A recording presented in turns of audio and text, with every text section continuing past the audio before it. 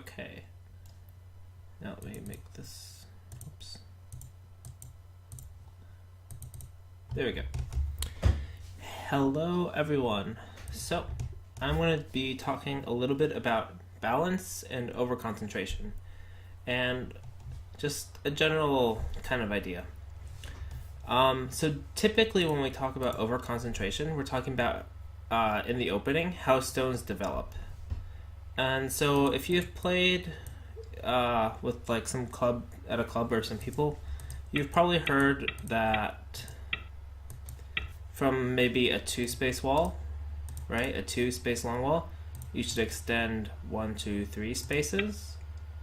And if it was, say,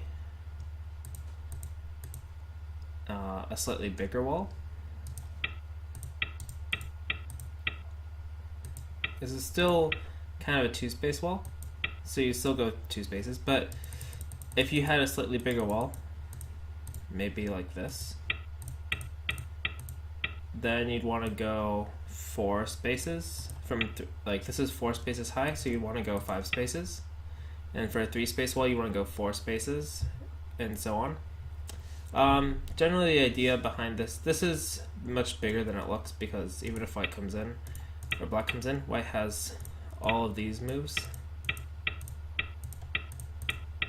and so now if black tries to get out, you can see black kind of runs into this wall, so white can keep black from running out. So that's the general rule. But why is that a rule? Why can't we say, from a 2-space wall, just, back off 2 spaces, right? Isn't that safer? If even with a 3-space extension, there's still an invasion here or here.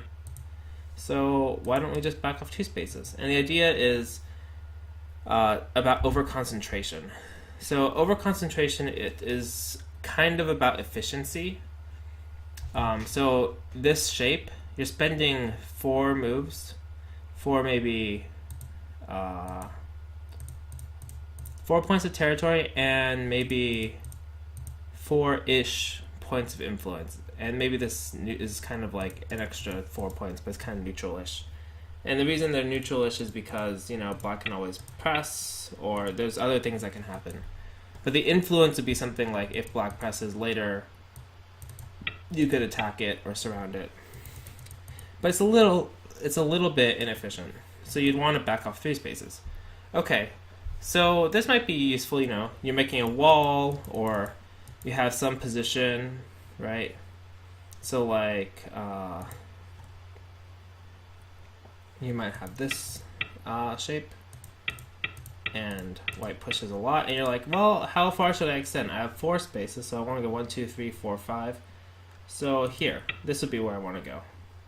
And this would be okay, because let's say black comes in,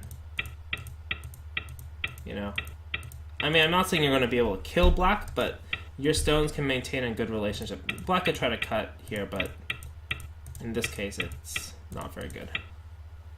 And the idea is you're just trying to be able to deal with the invasion if black comes in, right? So this produces a good relationship. But that means you can also create a strategy, you want to put your stones as efficiently as possible, meaning, if this was 1 space further, now if black runs out, it's a little more difficult. You could cut and there's a fight, but it's not as clear that your stones are going to be connected as white. So you want to be able to keep the connection, but still play as efficiently as possible to cover the most amount of space. But this means as a strategy, you can try to force your opponent to create overconcentrated shape. So a really famous case of this is with Honimbo Dosaku. Dosaku was a really famous player. Why? There we go. Nope, not this one. There you go. And he was famous for kind of creating... He's famous for a lot of things. He's the first person to really come up with direction of play. First person, he's credited with coming up with Tewadi analysis, which is a totally different topic. And he's also famous for exploring overconcentration, which stems a little bit from Tewadi analysis. He's the first person to really come... Oh my god, feedback. Okay, so this is a shape that doesn't come up very often, and it's actually advised now. Typically, it's not good to pincer when you have this formation in the upper left is black. And the reason for that is Dosaka kind of makes it even exemplified, and I'll show you the sequence. And you can tell me after what you think about the sequence, right? I'll tell you after the sequence what it is, but I want you to think about how how white is controlling the situation to get a result that's good for him. So this is a Joseki. This is all standard. This upper right's a little funky. Usually white would pull back at 016, but it's not unplayable, right? Even if black plays here, white can take these stones.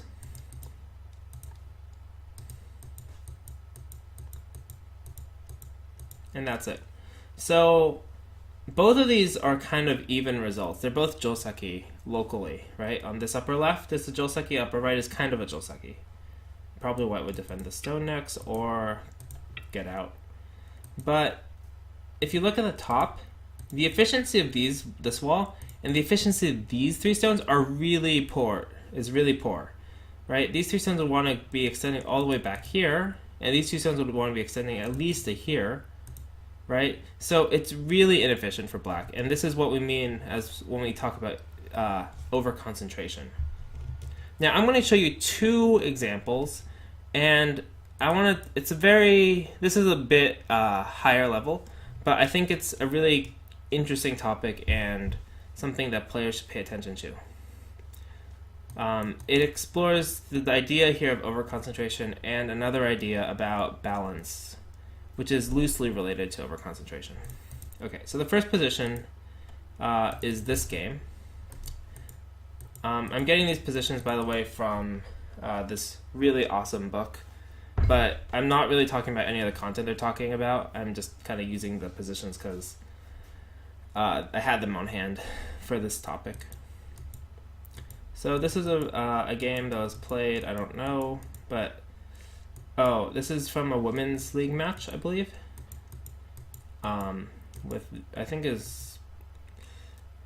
Maybe it wasn't a women's league match. I'm not sure. I think it was though. But anyway, so this is the position white has, and I want you to think about this position. You could pause the video and look at it, and think. What do you think about white's top position? Is it overconcentrated? Is it just right? Is it too thin? Right? What do you think about this? Is it, well balanced? Okay.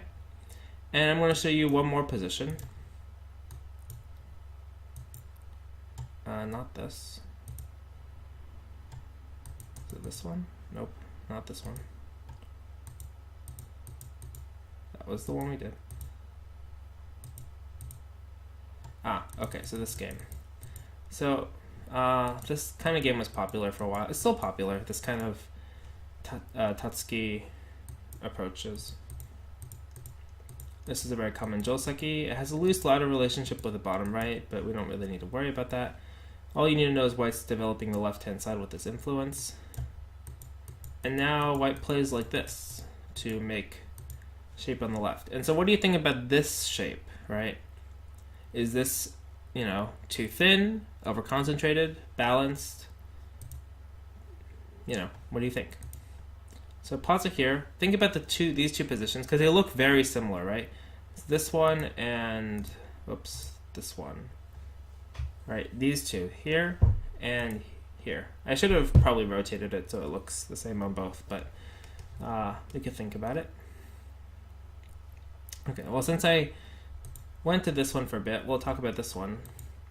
This position is actually it's too thin. It's actually not well balanced because even though white is surrounding a large portion on the top side, and it's not readily apparent, but white's position actually has a lot of weaknesses. Now, if you think about this upper right Joseki by itself, like without the left-hand side, white would normally want to extend somewhere around here, or here conservatively, right? But if white extended here or there, it'd be way too overconcentrated with the left-hand side, right? This is super close. On the other hand, if the left-hand side, white would want to extend maybe this far, I think this would be about right, or here. Because this is kind of like a 5-space wall, but there's a little bit of weakness here. So it's maybe more like a 4-space wall, right? Because black could, if black invaded, this stone has some aji. So if you were like this, then, you know, black could make a base if this stone wasn't here. If you go further, like, you know, really 5 spaces, 1, 2, 3, 4, 5, then this could be problematic, right? If you go here, black could make enough of a base at the top to live. So that's why white, instead of trying to balance the top, or like make a normal extension at the top, white tries to balance it by making 2 huge walls that kind of protect each other, which makes sense.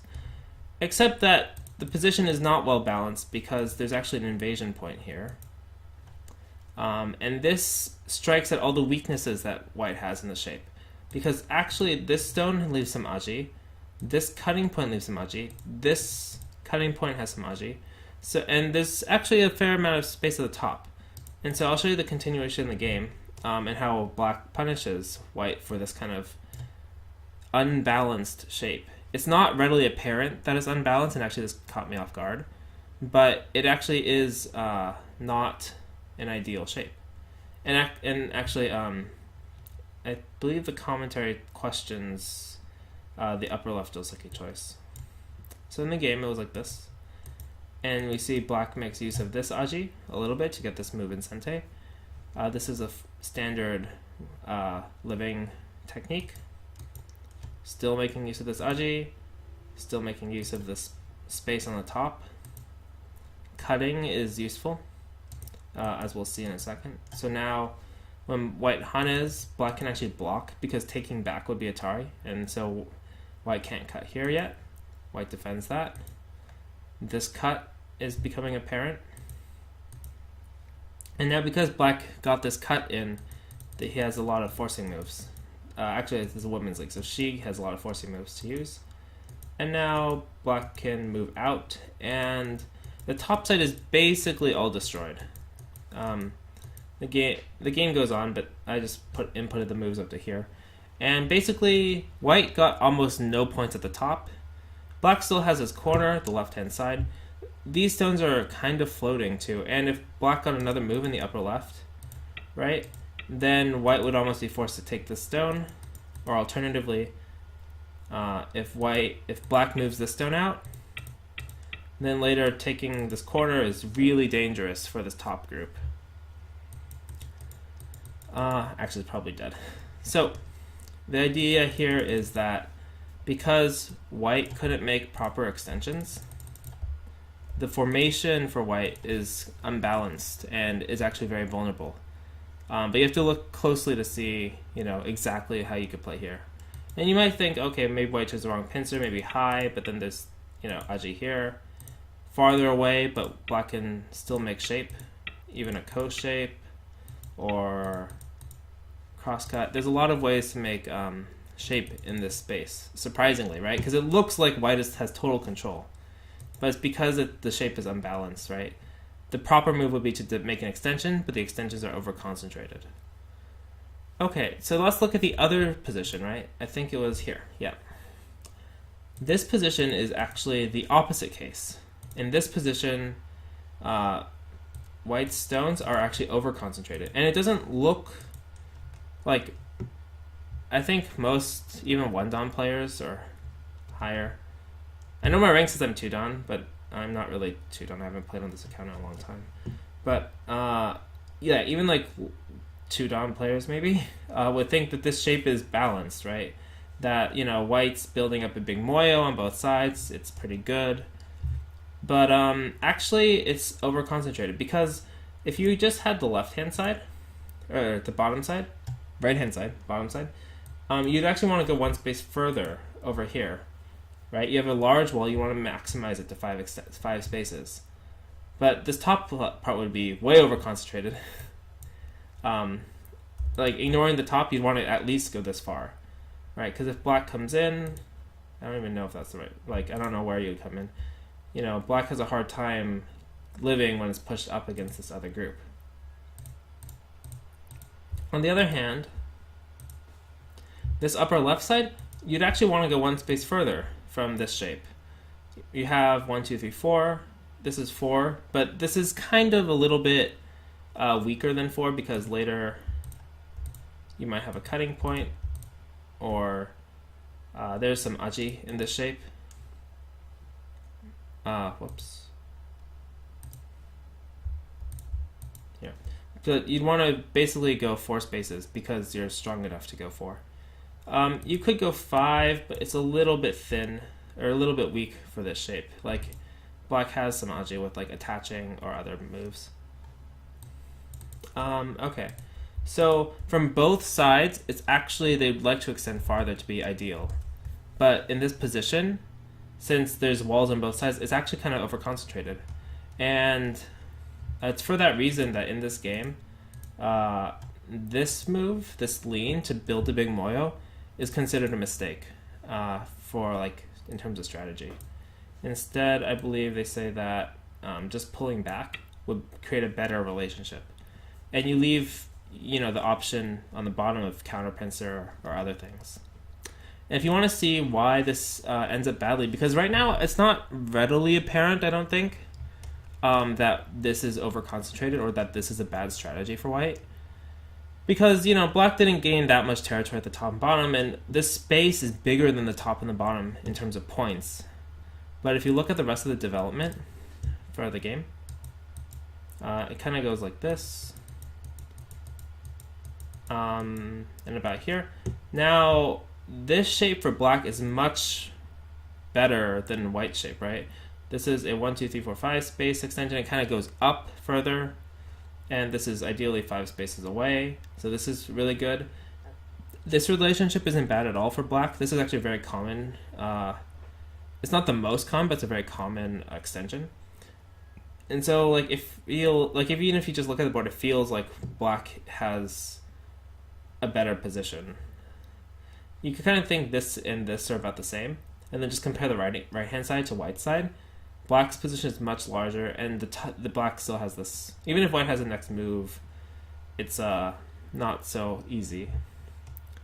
Okay, so that was basically all I wanted to talk about. Just briefly go over concentration, balance, and it's not an easy task to say when things are over concentrated. I don't think, because sometimes your strategy is like, it looks pretty okay, and sometimes there are other positions like this that it looks like it's really hard to invade, or it looks balanced, but it's really not. So you have to be really careful about this. But I think it's sometimes people get too caught up in like, like they only recognize when it's a really simple case if something's over concentrated or not. Like, nope. Like this. Like this is really obvious that black is over concentrated at the top. But, sometimes it's a little subtler, and I just wanted to give you a bit of that flavor. Okay, thank you for watching. I hope this video was helpful, and yeah, if you enjoyed it, please follow me on YouTube. Thanks.